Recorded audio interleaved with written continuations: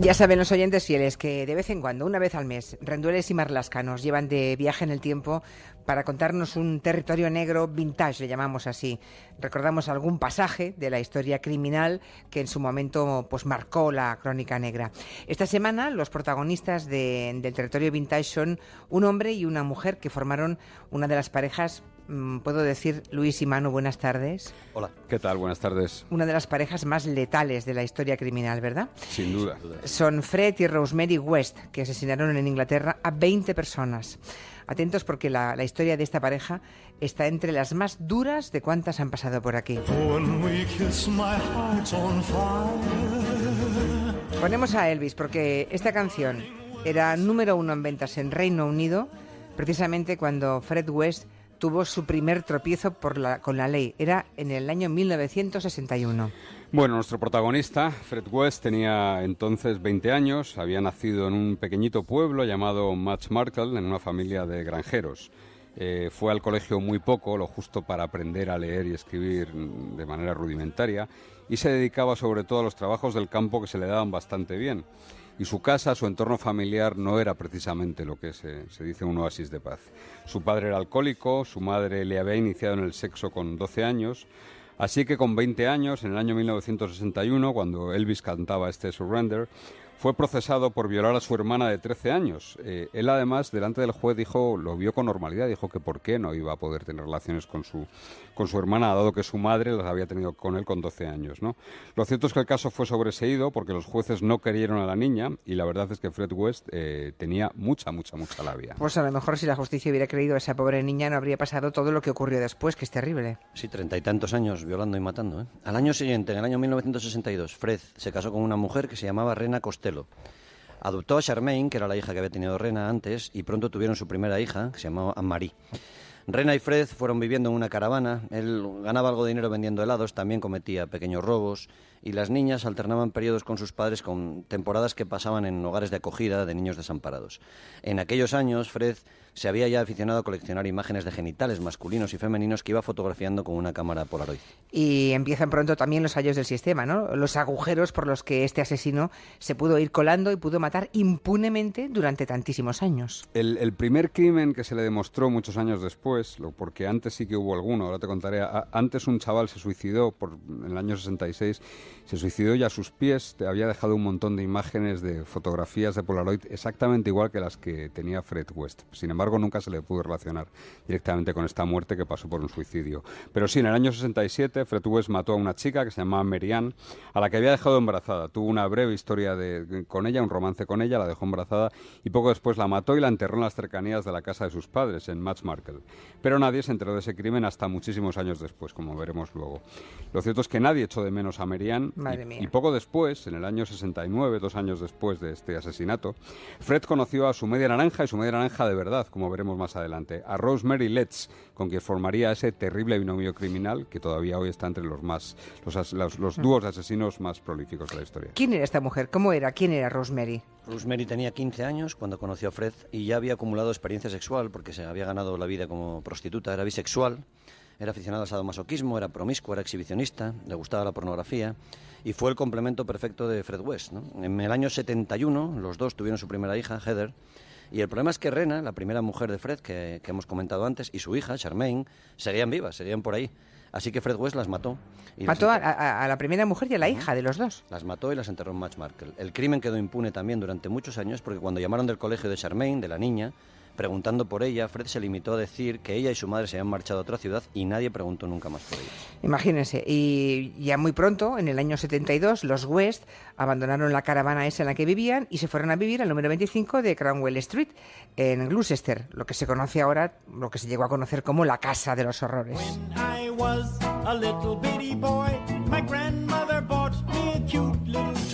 Este es Chuck Berry, que falleció este fin de semana, la madrugada del sábado, y Chuck Berry triunfaba en el Reino Unido. Con esta canción, sí, en aquella época, el año My 72. Dingaling se llama, sí. Cuando los West se trasladaron a esa casa, la casa que pasó a la historia, a la posteridad, como la Casa de los Horrores. Primero la alquilaron y posteriormente la compraron.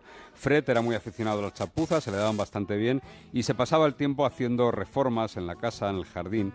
El patio siempre estaba lleno de objetos que recogía por la calle, cualquier cosa le servía, e iba acumulando así en ese jardín, y la casa fue adquiriendo ese aspecto siniestro con el que la conocimos después de conocerse los crímenes, ¿no? Y allí muy pronto, en el interior de esa casa, ensayaron con la niñera de sus hijas el modus operandi que después pondrían en práctica con todos sus crímenes. ¿Qué le hicieron a esa pobre niñera?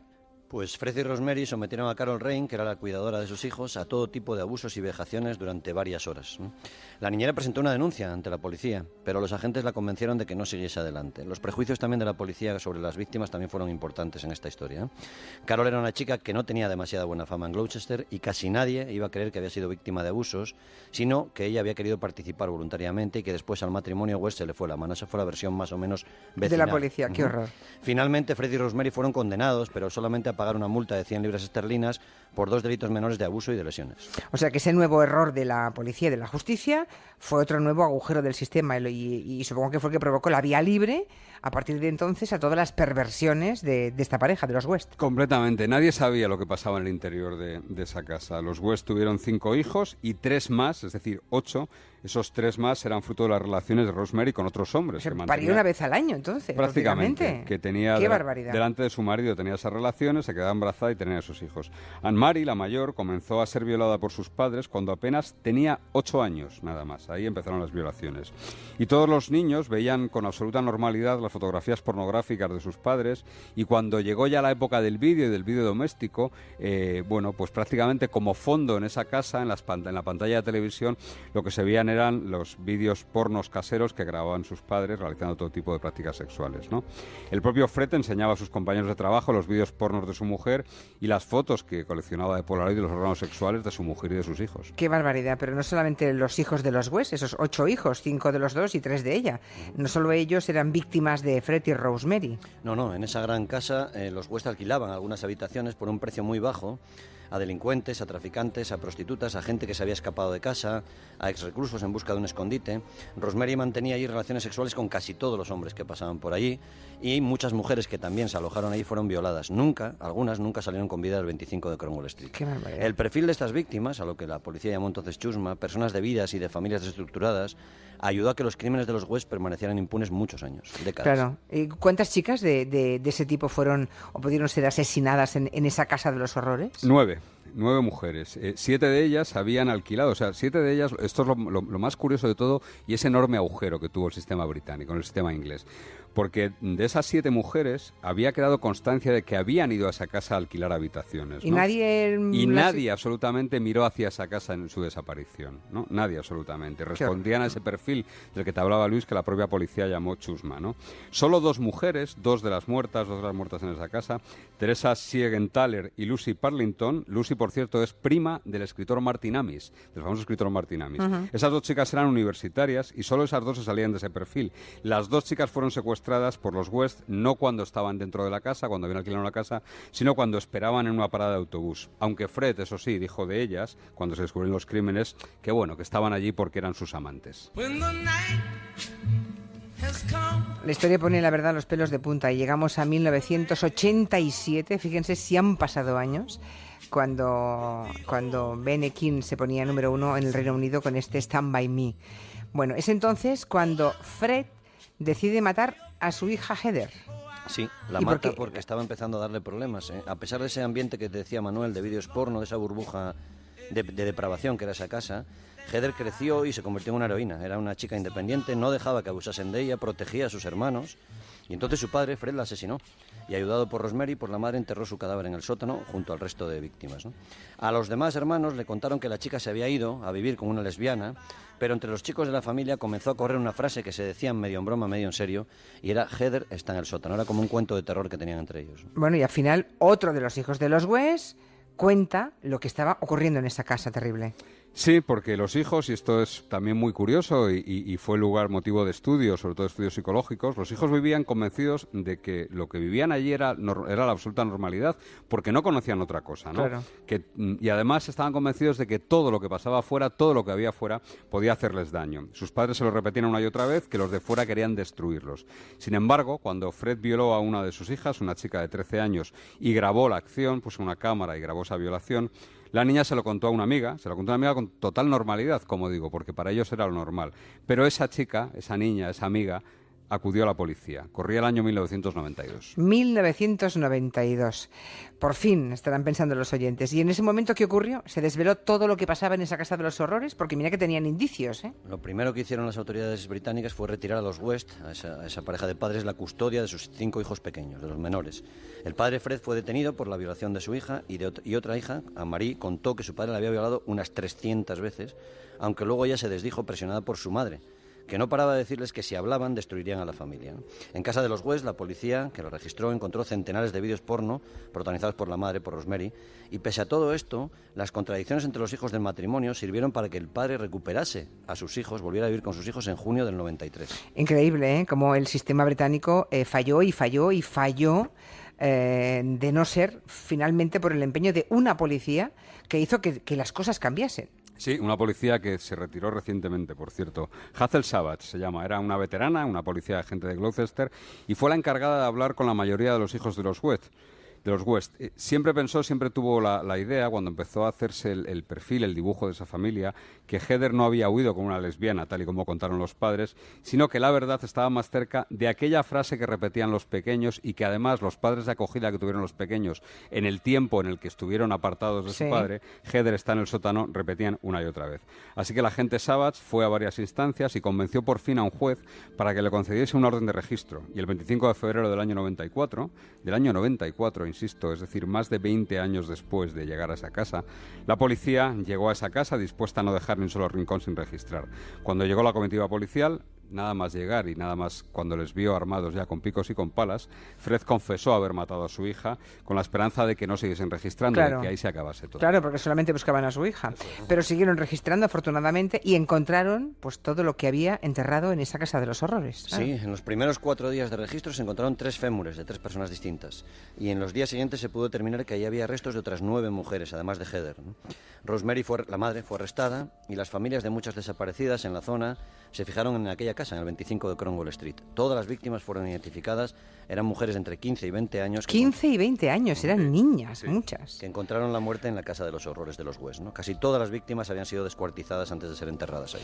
Y cuando por fin se descubre todo esto, nadie hizo autocrítica en Gran Bretaña, nadie se hizo responsable de que los West hubieran podido matar impunemente durante 20 largos años. Bueno, 20. Salió mucha basura debajo de la alfombra. Tras revelarse los crímenes, se supo, por ejemplo, que un asistente social había ido a casa de los West después de que una profesora del colegio contase que Anne-Marie llevaba continuamente las piernas y los brazos llenos de moratones. La asistente social se pasó por la casa, estuvo departiendo tranquilamente con Rose, tomó el té con ella, pero no vio nada denunciable, porque Rose todo lo que le dijo es que era muy difícil atar a una cría, a un adolescente, y que a veces pues tenía que utilizar la violencia mínima necesaria con ella, ¿no? Tampoco vieron nada raro los responsables del colegio de los West, pese a que alguna de las niñas llegó a acumular 50 faltas en un solo curso. Y pese a que con apenas 12 o 13 años todos los hijos de la familia West hablaban de sexo con una absoluta naturalidad, ¿no? Lo cierto es que el caso de los West sirvió para que el Reino Unido revisase sus protocolos sobre protección de menores y sobre todo los protocolos sobre desaparecidos. Pues menos mal. ¿Y el proceso judicial de todos estos hechos cómo fue? ¿Confesaron todos los crímenes? ¿Qué hicieron los...? La mujer nunca, la madre nunca. Rose nunca ha confesado nada. Pese a ello fue condenada a cadena perpetua, acusada de 10 asesinatos, condenada por 10 asesinatos. Cadena perpetua, y allí sigue, claro. Espérate, el ministro del Interior, Jack Straw, que en Reino Unido tienen esa potestad los ministros del Interior, ratificó que Rosemary nunca, jamás saliera en libertad. Pero un juez del Supremo británico ha sentenciado que puede salir dentro de 2 años, en 2019. Entonces tendrá 66 años y habrá cumplido ya 25 años en prisión. Eso ella. Sí. Ahora vamos a hablar de él. ¿Qué ocurrió con Fred? Creo que cuando esta canción era también número 1. Sí, el 1 de enero del año 1995, en su celda de una cárcel de Birmingham, se suicidó con las sábanas, hizo una cuerda rudimentaria y se colgó, se ahorcó. No llegó a ser juzgado por los 12 asesinatos que había cometido en casi 30 años de vida criminal. hay quien dice que probablemente Fred no podía soportar el llegar a una cárcel habiendo sido culpable de todo eso, porque sabía bien lo que le iba a pasar, ¿no? Él, a diferencia de Rose, sí confesó sus asesinatos, siempre quiso exculparla, la quiso siempre sacar de cualquiera de sus crímenes. Incluso en la nota de suicidio que dejó en esa celda de la cárcel de Birmingham, tuvo palabras para ella. Dijo textualmente: siempre serás la señora West. Cuando estés preparada, ven conmigo, te estaré esperando. Pero ella está en la cárcel y saldrá dentro de un par de años. Bueno, una duda, por cierto, ¿qué ha sido de esa casa donde se cometieron esos crímenes? La casa de los horrores, que se le llamó en su momento. Sí, los ¿Qué ha crímenes pasado? de los West alteraron la vida de Gloucester por completo. Hay un libro para el que tenga el estómago fuerte que se llama Felices como asesinos, de Gordon Burn, publicado por Anagrama. Anagrama en España. Ahí viene una crónica fantástica, aunque dura, ¿eh? Desde todos los rincones del mundo, centenares de personas iban a la casa para comprar cualquier objeto que hubiesen tocado los West. Estamos enfermos, ¿eh? Un emprendedor entre comillas, quería comprar la casa para instalar en ella un museo. Museo dedicado a los crímenes de los West, La evidentemente. casa de los West se estaba convirtiendo en una atracción turística, una especie ¡Qué de parque horror! temático. ¿Qué nos pasa a los humanos? Así que el ayuntamiento de la ciudad se hartó y una vez que la policía le confirmó que las pesquisas habían acabado, tomaron la decisión de destruir la casa de los West. Se redujo a polvo todo lo que los West habían usado, tocado o mirado durante aquellos 20 y tantos años. O sea que no existe ni rastro de la No casa. queda piedra sobre piedra, solo es un paso ahora entre dos calles. De hecho, no se puede construir sobre ese solar. Es decir, ese solar se ha quedado como un camino porque no quieren que nada se construya sobre lo que fue ese número 25 de Cromwell Street, la Casa de los Horrores. Hay un oyente que, oyendo la historia, le recuerda el caso Dutroux, en Bélgica. No exactamente, Pues, ¿eh? No, pero tiene Sí, tiene similitudes. algo. mucha negligencia Bueno, de Dutroux en sí. Bélgica también. Sí, porque Bélgica, bueno, pues de Bélgica se dijo que era un estado fallido a partir de entonces. En el Reino Unido no pensábamos que era un estado fallido, pero sí que es cierto que en protección de menores y protección de capas vulnerables, como estas víctimas de los West, sí que siempre ha tenido algo de estado fallido el Reino Unido. Pues en el territorio vintage repasamos la biografía criminal de los West. Yo ya sé que Marlaska es del Real Madrid y Luis Rendueles debe ser de Gijón, ¿no? Del Sporting, sí señor. Del Sporting. Man que pierda. O sea, el Atlético de Madrid vosotros os deja indiferentes, Pero somos ¿no? muy del Cholo No, los dos, mi ¿no? familia- ¿Sois muy del Cholo? Somos muy del Mi Cholo. hija es del Atlético, con lo cual yo Ah, estoy bueno. entregado. Yo, pese a ser Bueno. madridista, soy muy del Cholo Simeone. Ah, sí, me Sí, gusta. aunque Oye, parezca pues mentira. no os perdáis lo de esta noche, el transistor, ¿eh? No pensaba perdérmelo. No, vale. Voy a charlar en un minuto con José Ramón de la Morena, que va a hacernos el tráiler de lo que va a ser esta noche el transistor, con el Cholo Simeone. Hasta el lunes que viene. Adiós. Hasta luego. Besos.